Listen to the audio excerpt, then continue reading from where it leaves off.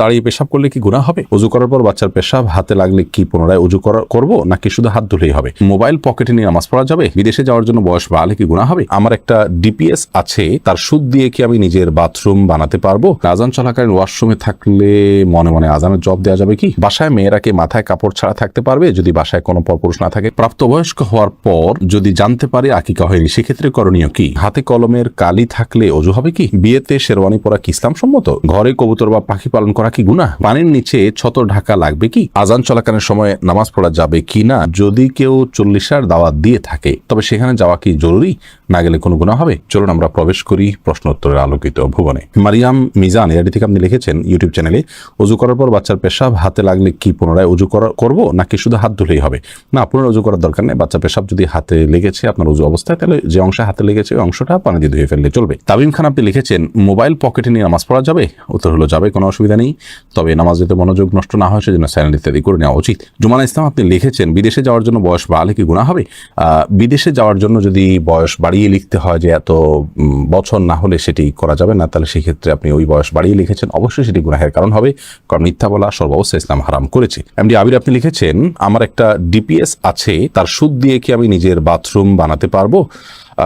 DPS এর সুদ দিয়ে আপনি নিজের বাথরুম বানাতে পারবেন না, কোনো গরিব মানুষকে বা পাবলিক টয়লেট ইত্যাদি করে দিতে পারেন, নিজে করবেন না। ফারজানার সাথে আপনি লিখেছেন আজান চলাকালীন ওয়াশরুমে থাকলে মনে মনে আজানের জবাব দেওয়া যাবে কি?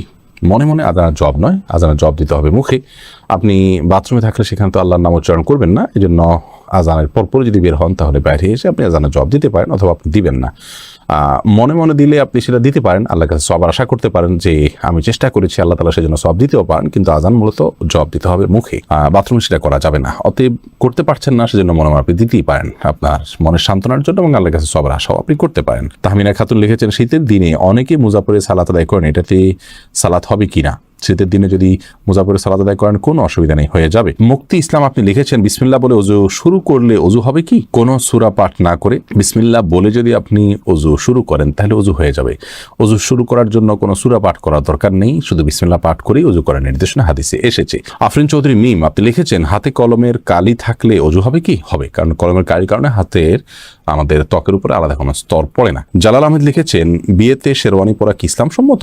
বিয়েতে শেরওয়ানি পরা এটি অবশ্যই ইসলাম অনুমোদিত এই অর্থে যে আমরা একটু আগে বলছিলাম যে পোশাক আশাকের ক্ষেত্রে পৃথিবীর যে অঞ্চলে মানুষ যেরকম পোশাক আশাক করে, বিশেষ করে বিবাহ শাদীতে যে কালচার মানুষের সমাজে প্রচলিত আছে সেই কালচার ধারণ করতে কোনো অসুবিধা নেই, যদি কোনো হাদিসের কোনো মৌলিক নির্দেশনার খেলাফ না হয়। অতএব পোশাক আশাকের ক্ষেত্রে আমরা এরকম পোশাক পরতে পারবো না এরকম নিষেধাজ্ঞা নেই, শেরওয়ানি পরা যাবে না এমন কোনো কথা নেই, বিধায় শেরওয়ানি পরাতে কোনো সমস্যা নেই, বরং বিয়ের দিন বিশেষ পোশাক পরাটাই হলো কাম্য। এফএন নীলা আপনি লিখেছেন প্রাপ্তবয়স্ক হওয়ার পর যদি জানতে পারে আকিকা হয়নি সেক্ষেত্রে করণীয় কি? বয়স্ক হওয়ার পরও আকিকা দেয়া যায়, এটি বেশিরভাগ ইমামদের মত। অতএব আকিকার যদিও সুন্নাহসম্মত সময় হলো 7ম, 14তম বা 21তম দিন, সেদিনগুলো পার হয়ে গেলেও আমরা আকিকা দিলে আকিকা হয়ে যাবে। এসকে এমডি ফরিদ আপনি লিখেছেন পানির নিচে ছতর ঢাকা লাগবে কি? পানির নিচে ছতর ঢাকা আবশ্যক নয় যদি সেটা উপর থেকে কেউ না দেখে। এরপরে এমডি লোকমান হোসেন আপনি লিখেছেন লাইগেশন করা জায়েজ আছে কি? লাইগেশন হলো স্থায়ী জন্ম নিয়ন্ত্রণ করার পদ্ধতি, যদি আমি ভুল না বলে থাকি, এটা জায়েজ নয়। স্থায়ীভাবে জন্ম নিয়ন্ত্রণ করা ইসলামের দৃষ্টিকোণ থেকে জায়েজ নয়। সাময়িক যে জন্ম নিয়ন্ত্রণ করার পদ্ধতি আছে সেটি বিভিন্ন উপায় হতে পারে, আপনার কপাটি পরে হতে পারে, বা আরও বিভিন্ন আপনার টেকনিক বা সিস্টেম আছে, সেগুলোর মাধ্যমে অস্থায়ীভাবে জন্ম নিয়ন্ত্রণ করা যেতে পারে। হাসনা রতন আপনি লিখেছেন যদি কেউ 40 দাওয়াত দিয়ে থাকে তবে সেখানে যাওয়া কি জরুরি? না গেলে কোনো গুনাহ হবে? যাওয়া তো জরুরি মোটেই না, কারণ 40 যে আনুষ্ঠানিকতা এটি ইসলাম সম্মত আনুষ্ঠানিকতা নয়, এটা হিন্দুদের বিভিন্ন কালচার থেকে আমাদের সমাজে এসেছে, বিধায় আমরা সেগুলোতে যাব না, সেগুলো অ্যাভয়েড করা উচিত, কারণ সুন্নাহ বিরোধী কোনো কাজে মুসলমান যথাসম্ভব যাওয়া উচিত নয়। বেদনা নীল আকাশ আপনি আইডি থেকে লিখেছেন সাধারণ কিছু কারণে আমার স্বামী আমাকে বাবার বাড়ি যেতে দেয় না, এ ব্যাপারে ইসলাম কি বলে? আপনার স্বামী আপনার বাবার বাড়ি যেতে নিষেধ করলে সেটি তিনি অন্যায় করছেন, অবিচার করছেন, কারণ আত্মীয়তার সম্পর্ক ছিন্ন করা শরীয়তে অত্যন্ত জঘন্য অপরাধ। সে অপরাধ করতে আপনাকে বাধ্য করে তিনি অপরাধ কাজ করছেন, তিনি অন্যায় কাজ করছেন। আমরা আপনার স্বামীর প্রতি আকুল আবেদন রাখবো তিনি যেন তার এই ভুল অবস্থান থেকে ফিরে আসেন, আল্লাহ তাআলা তাকে সেই তৌফিক দান করুন। আর আপনি যদি পারেন তার এই অবিচার থেকে নিজেকে দূরে সরিয়ে রাখতে এবং আপনি আপনার আত্মীয় স্বজনের সাথে গোপন যদি সম্পর্ক রাখেন সেটা আপনার জন্য গুনাহ হবে না, তবে আপনাদের মধ্যে যেন কোনো ভুল বোঝাবুঝি না হয় সেদিকটা আপনাকে খেয়াল রাখতে হবে। এমনি নাজমুল হক আপনি লিখেছেন, রুমে যদি বন্ধ অবস্থায় টিভি থাকে তাহলে কি নামাজ আদায় করা যাবে? রুমে বন্ধ অবস্থায় টিভি থাকলে সেই রুমে যদি আপনি নামাজ পড়েন তাহলে সালাত আপনার হয়ে যাবে। বিশেষ করে যদি টিভি বন্ধ থাকে তাহলে কোনো অসুবিধা নামাজ হয়ে যাবে, আর যদি টিভি চালু থাকে তাহলে সেক্ষেত্রে মনোযোগ নষ্ট হবে, জন্য অন্য কোথাও সালাত আদায় করা উচিত। আখিরি নবীর উম্মতে আইডি থেকে লিখেছেন, ঘরে কবুতর বা পাখি পালন করা কি গুনাহ? ঘরে কবুতর অথবা পাখি এগুলো পালন করাতে কোনো অসুবিধা নেই, কারণ পাখি এই পশু এভাবেই পালন করা হয়ে থাকে। বিশেষ করে পাখির ক্ষেত্রে যে পাখিগুলো খাঁচায় পালনযোগ্য, এভাবেই সেগুলো বেড়ে উঠেছে, জন্ম হয়েছে, জাতটাই এরকম, তাহলে সেগুলো পালা দোষণীয় নয়। তবে যে পাখি বাহিরে উড়ে চড়ে বেড়ায় সেগুলোকে বলপূর্বক আপনি বেঁধে রেখেছেন এবং খাবার দিচ্ছেন না, এরকম যদি হয় সেটাও জুলুম হবে। এরপরে সাদিয়া আফরিন আপনি লিখেছেন, আমার একটা প্রশ্ন ছিল, তা হচ্ছে আমরা সাধারণত মেয়েরা যখন বাথরুমে উজু করি ওড়নাটা বাইরে রেখে যাই ভিজে যাওয়ার ভয়ে, মাথায় কাপড় ছাড়া উজু হবে কিনা? মাথায় কাপড় ছাড়া উজু হবে, কোনো অসুবিধা নেই। আপনি উজু করতে গেলে মাথায় কাপড় দিলে তো বরং কাপড় ভিজবে, এটাই তো স্বাভাবিক। আপনি মুখের চুলের গোড়া থেকে নিয়ে আপনার কানের লতি পর্যন্ত সব যখন ধুইতে যাবেন তখন তো আপনার ওড়না ভিজে যাবে, অতএব ওড়না খুলে উজু করাতে কোনো অসুবিধা নেই। গোলাম আজম আপনি লিখেছেন, আমার অফিসে স্যারদের স্যালুট দিতে হয়, এখন স্যালুট দেওয়া কি জায়েজ হবে? স্যালুট দেওয়ার ক্ষেত্রে আপনি যেহেতু শরীরের কোনো বিধান লঙ্ঘন করতে হচ্ছে না, আপনি মাথাটা আপনার সোজা টান রেখে আপনি স্যালুট দিচ্ছেন বিধায় হারাম হবে না, চাকরির খাতিরে এটা আপনি করতে পারেন। পিপিআইডি থেকে আপনি লিখেছেন, নামাজের সময় আম্মু কোনো কাজের আদেশ দিলে কি করব? যদি নফল নামাজ হয় আর আম্মুর এই কাজটা খুব বেশি গুরুত্বপূর্ণ হয়, ডাক শুনে বুঝতেছেন যে খুব জরুরি, আম্মু খুব সিরিয়াসলি ডাকছে, তাহলে আপনি নফল নামাজ ভেঙে আম্মুর কথা শুনবেন, পরবর্তীতে সে নামাজ পড়ে দিবেন। আর যদি ফরজ নামাজ হয় তাহলে আপনি নামাজ শেষ করে যতটুকু তাড়াতাড়ি করা সম্ভব করে তারপর আপনি আম্মুটাকে সাড়া দিবেন। জায়নামাজে আপনি লিখেছেন, জায়নামাজের দোয়া কি পড়া লাগে আর মেয়েরা কিভাবে সেজদা দিবে? জায়নামাজের দোয়া বলতে শরীয়তে বিশেষ কোনো দোয়া নেই। আমরা জায়নামাজের উপরে দাঁড়িয়ে সরাসরি সালাত শুরু করব। আমরা যে ইন্নেওয়াজ যেহেতু এরকম একটা দোয়া শিখেছি জায়নামাজের নামে, এরকম কোনো বিশেষ আপনার দোয়ার কথা কোরআন হাদিসে কোথাও বলা হয়নি। সোহানা সুলতান আপনি লিখেছেন, অজুর সময় ঘাড় মাসে করার বিধান কি? অজুর সময় ঘাড় মাসে করাটা বিশুদ্ধ কোনো হাদিস দ্বারা প্রমাণিত নয়। এক্ষেত্রে অনেকগুলো বর্ণনা আছে, এই বর্ণনাগুলোর বেশিরভাগই আপনার অগ্রহণযোগ্য, অনেকগুলো জাল, অনেকগুলো দাইফ।